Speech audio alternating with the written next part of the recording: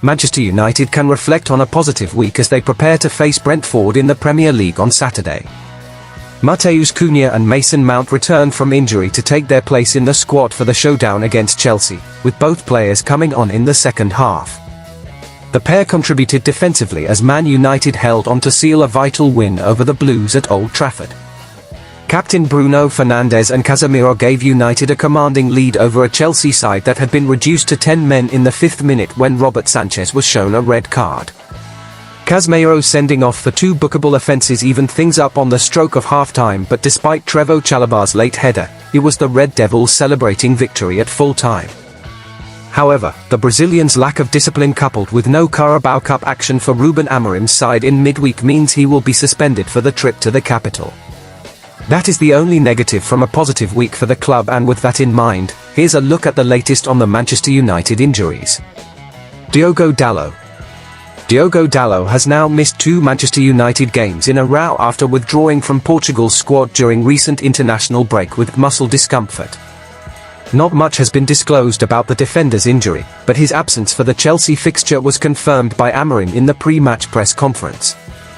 Whether the fullback will be available for the Brentford game will be dependent on a return to training in the coming days. Potential return date, September 27, 2025 vs Brentford, away. Lisandro Martinez. There is more positive news as Lisandro Martinez is edging closer to a return from his ACL injury. The Argentine has been sidelined since February with the issue, but is now back training on the grass at Carrington, and Amorim is excited at the prospect of having the defender available for selection soon. When you have that injury, you have that time where you recover a lot of things really hard, then there is the boring part where it looks like you don't go to the next step, Amorim said. We miss a lot Lisandro, especially in this moment. We miss his aggression in everything he does, we miss him. But he's always there in every meeting.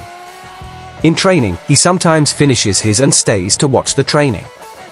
We need Lisandro in this team. Potential return date, late 2025. Manchester United are once again being linked with a move for Nottingham Forest star Elliot Anderson. United made 5 new signings during the summer transfer window, including a major revamp of their forward line with the arrivals of Matheus Cunha, Bryan Mbeumo, and Benjamin Sesko. Sen Lamens and Diego Leon also moved to Old Trafford this summer but are yet to make their first appearances for the club. The end of the summer also saw United heavily linked with signing a new midfielder, as Brighton star Carlos Baleba emerged as a potential target.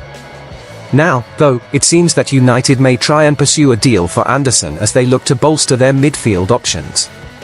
Team Talk have reported that United are weighing up making a move for Anderson during the January transfer window. United are reported to have the money available to sign a midfielder in the new year, with Ruben Amorim maintaining the backing of the Old Trafford hierarchy. Baleba is mentioned in the report as a dream target for United, who is likely to only be available next summer if a transfer is going to be possible. As a result, United are turning their attention to Anderson ahead of the January window, although it's suggested that Forest will be hesitant to sell one of their star players.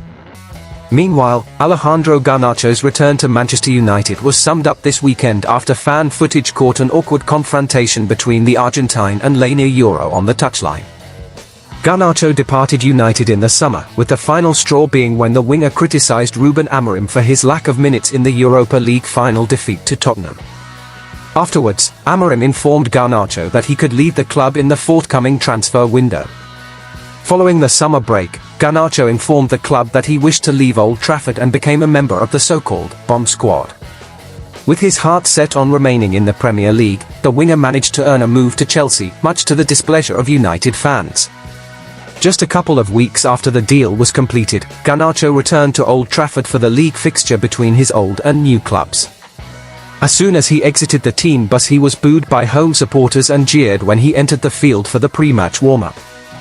Due to an early red card for Chelsea, Garnacho remained an unused substitute for the match, but that did not stop him receiving heat from the home faithful who showed their disdain towards him with chants throughout the 90 minutes. The hostilities towards the Argentine appeared not to stop in the terraces though.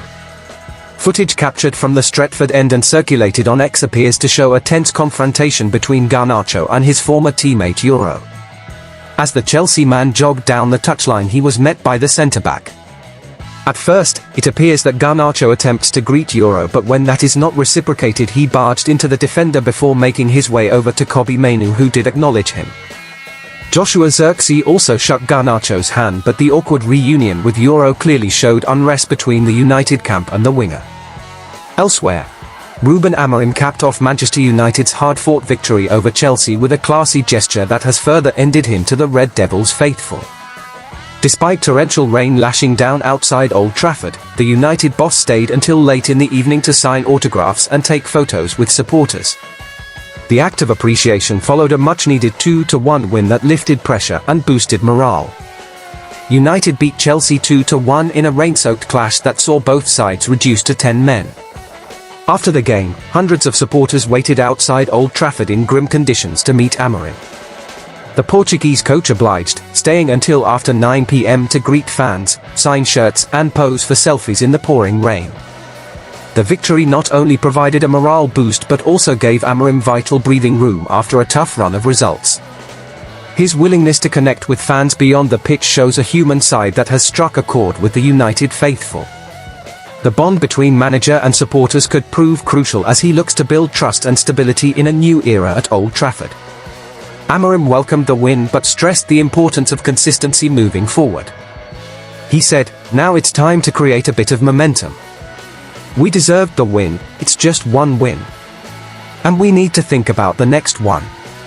It's really important because I understand the environment around the team and the coach.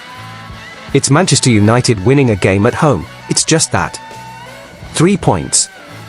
We cannot forget that we suffer a lot when we are not in the top, in our maximum in all aspects. We can lose against Grimsby, we can win against any team. We need to take that for the next week. Of course it's really good to win, you can feel the environment in the dressing room. But forget that feeling. I prefer the other feeling now, because it will bring us the urgency to win again. That is really important again." Amorim will hope the win over Chelsea can serve as a turning point for his side. United are due back in action next Saturday when they take in a trip to the Tech Community Stadium to face Brentford. But, without Bruno Fernandes, Manchester United would have been in a sorry state.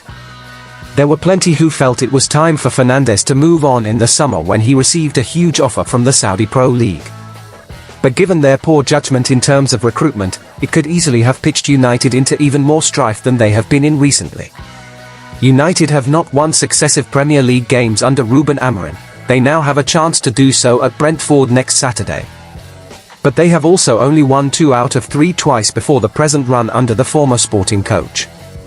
One second-placed Premier League finish, an FA Cup and an EFL Cup is scant reward for Fernandes' abilities, and Amorim knows it. "That guy deserves to be in the history of our club, not just for what he does but for what his team conquers," he said. Amorim has decided this season that Fernandes will occupy a deeper midfield role. In theory, it gets him onto the ball more often and allows him to dictate games. Whether that actually happens is debatable.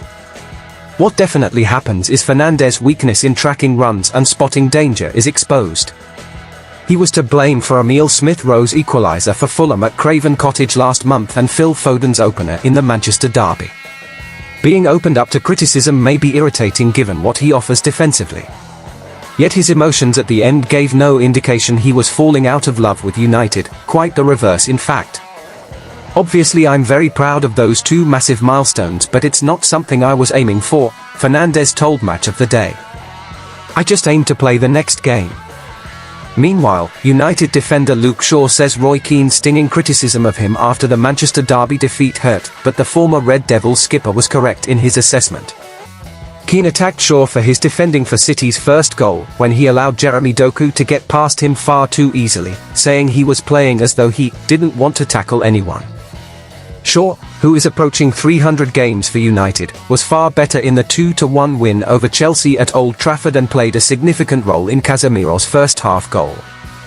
"Sometimes you just have to take it on the chin," said the England international. "Of course it hurts. He was one of the best captains ever for Manchester United. I think he was right. Last week, I wasn't at my level at all. I don't need Roy Keane to tell me." Keane widened his argument, claiming Shaw had been getting away with murder for years. This is a little harsh, although it is fair to say some of the defender's best performances in recent times have come when he has been wearing an England shirt. The most important thing is knowing how good I can be, said Shaw, who took over as captain for the final minutes of the Chelsea game after Bruno Fernandes had been replaced. I'm always in the team and I'm always playing, so there must be something the managers believe in. I've had a lot of ups and downs, but for me now, it's about keeping that consistency at a high level. I know I can do that. That's why last week hurt me a lot.